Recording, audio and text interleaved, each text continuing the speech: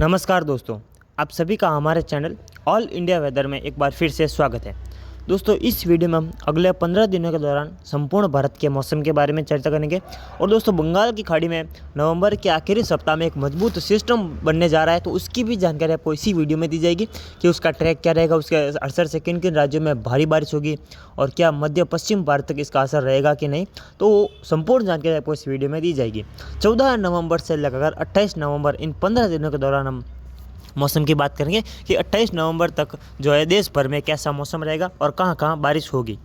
सबसे पहले अगर मैं दोस्तों सिस्टम की बात करूँ तो 23 और 24 नवंबर के आसपास दोस्तों बंगाल की खाड़ी में एक लो प्रेशर एरिया विकसित होने की संभावना है, जो कि अंडमान और निकोबार आइलैंड्स के आसपास बनेगा।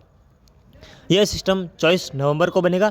25-26 नवंबर आते आते यह मजबूत होने की संभावना है। इसके well mark low pressure area से बनकर इसके डिप्रेशन बनने की संभावना दिखाई दे रही है दोस्तों। जी हाँ, बिल्कुल ये डिप्रेशन बनेगा।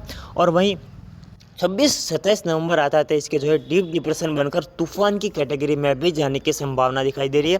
ये सिस्टम तूफान भी बनेगा, तूफान भी बन सकता है, ऐसी संभावनाएं अभी के अनुसार दिखाई दे रही है। कंफर्मेशन अभी नहीं है दोस्तों, कंफर्मेशन 2-3 दिन में आपको हम दे देंगे कि किस प्रकार जो है सिस्टम बनेगा। लेकिन अभी के अनुसार जो संभावनाएं दिखाई दे रही है वो यही है कि डीप डिप्रेशन ये सिस्टम बनेगा और कुछ समय के लिए ये सिस्टम तूफान भी बन सकता है।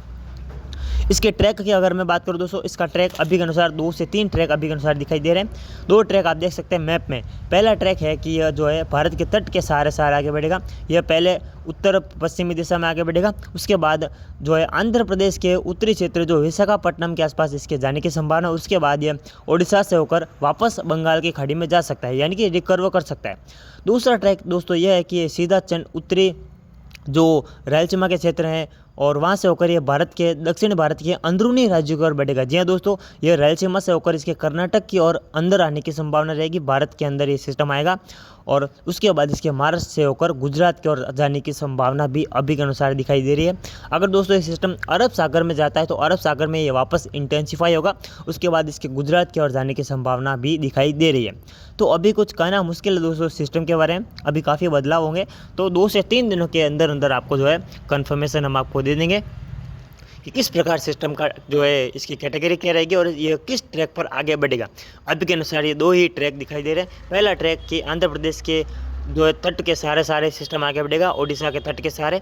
और दूसरा ट्रैक है कि दक्षिण भारत के जो है अंदरूनी राज्यों की ओर अंदर आएगा। अगर दोस्तों हम कह सकते हैं कि कर्नाटक की ओर आगे अंदर आता है, भारत के अंदर आता है, तो कई राज्यों में तबाही ये सिस्टम जरूर मचाएगा, जिसमें विशेषकर जो तटीय आंध्र प्रदेश, रायलसीमा, तटीय तमिलनाडु में भीषण बारिश की संभावना अभी के अनुसार दिखाई दे रही है अगर यह सिस्टम भारत के अंदर आता है तो कुछ इस प्रकार रहेगा दोस्तों सिस्टम का ट्रैक। ये सिस्टम 24 नवंबर को बनेगा, लो प्रेशर बनेगा, धीरे धीरे इंटेंसिफाई होगा। 26-27 नवंबर आता है तो इसके डिप्रेशन बनने की संभावना। 28 नवंबर को यह डीप डिप्रेशन बनकर कुछ समय के लिए तूफान भी बन सकता है। तो ये तो हुई सिस्टम की बात। अगर मैं बारिश की बात करूँ तो दोस्तों इस दौरान कोई भी मजबूत पश्चिमी विक्षोभ उत्तरी पहाड़ी हिमालय राज्यों में ना आने के कारण राजस्थान, गुजरात, पंजाब, हरियाणा, जम्मू कश्मीर, हिमाचल प्रदेश, उत्तराखंड, उत्तर प्रदेश, बिहार, मध्य प्रदेश, उत्तरी महाराष्ट्र और गुजरात के ज़्यादातर क्षेत्रों पर मौसम शुष्क एवं साफ बने रहने की संभावना है। कोई भी बारिश की गतिविधियां नहीं रहेगी, हल्का कोहरा छाया रहेगा सुबह के समय और न्यूनतम तापमान लगातार जो है उसमें गिरावट दर्ज की जाने की संभावना रहेगी। और ज़्यादा सर्दी भी नहीं रहेगी क्योंकि उस ना कोई पश्चिमी विक्षोभ है जो कि सर्दी को बढ़ाए। लेकिन फिर भी तापमान हम कह सकते हैं कि जो मध्य प्रदेश के क्षेत्र हैं, उत्तर प्रदेश और जो पंजाब, हरियाणा, उत्तरी राजस्थान के क्षेत्र है, वहाँ पर लगभग 5 डिग्री तक तापमान जाने की संभावना दिखाई दे रही है न्यूनतम तापमान। और अधिकतम तापमान जो है हम कह सकते हैं कि 28 से 32 डिग्री के आसपास बनाया रहेगा, उससे कम ही रहेगा। और वहीं दोस्तों दक्षिण भारत की अगर मैं बात करूँ तो पूर्वी मध्य प्रदेश, छत्तीसगढ़ के कुछ क्षेत्र, वहीं महाराष्ट्र और उत्तरी कर्नाटका समेत तमिलनाडु जो तेलंगाना के क्षेत्र है दोस्तों, वहाँ पर हल्की से मध्यम खंड वर्षा की संभावना इन 15 दिनों के दौरान दिखाई दे रही है। खंड वर्षा होगी, इसमें बदलाव भी संभव है दोस्तों, क्योंकि अभी सिस्टम का ट्रैक निश्चित नहीं है। तो जैसे जैसे हम आगे बढ़ेंगे वैसे वैसे इस ट्रैक में निश्चितता आती रहेगी और जो है कन्फर्मेशन हम आपको जल्द देंगे। उसी के बाद पता चल पाएगा कि इस सिस्टम के असर से किन किन राज्यों में भारी बारिश होगी। अभी जो आपको मॉडल दिखाई दे रहा है उसमें बदलाव होने की संभावना प्रबल बनी हुई है। तो महाराष्ट्र, मध्य प्रदेश, छत्तीसगढ़, उत्तरी कर्नाटक और तेलंगाना में हल्की से मध्यम वर्षा रहेगी। पूर्वोत्तर भारत के असम, मेघालय, नागालैंड, मणिपुर, मिजोरम, त्रिपुरा, असम, पूर्वोत्तर भारत के भी जो पहाड़ी राज्य हैं वहाँ पर भी हल्की से मध्यम वर्षा जरूर होगी। वही दोस्तों केरला, दक्षिणी कर्नाटका, गोवा के क्षेत्र हैं, वही साथ ही साथ जो हम कह सकते हैं तमिलनाडु के क्षेत्र हैं, रायलसीमा, तटीय आंध्र प्रदेश में भारी बारिश की संभावना दिखाई दे रही है। इस सिस्टम के जो है प्रभाव से होगी। मध्यम से भारी कुछ क्षेत्रों में भीषण बारिश की संभावना है। चेन्नई समेत जो तटीय क्षेत्र हैं रायलसीमा के, वहीं तमिलनाडु के तटीय क्षेत्र है, वहाँ पर मध्यम से भारी अति भारी बारिश की संभावना अभी के अनुसार दिखाई दे रही है। तो इसमें बदलाव होने की संभावना प्रबल है दोस्तों।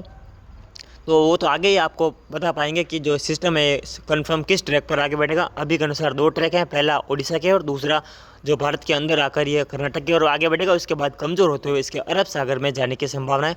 अरब सागर में जाकर ये सिस्टम वापस मजबूत भी हो सकता है। तो वो तो हम आपको आगे की जानकारी आगे देंगे, लेकिन फिलहाल अभी के लिए इतना ही।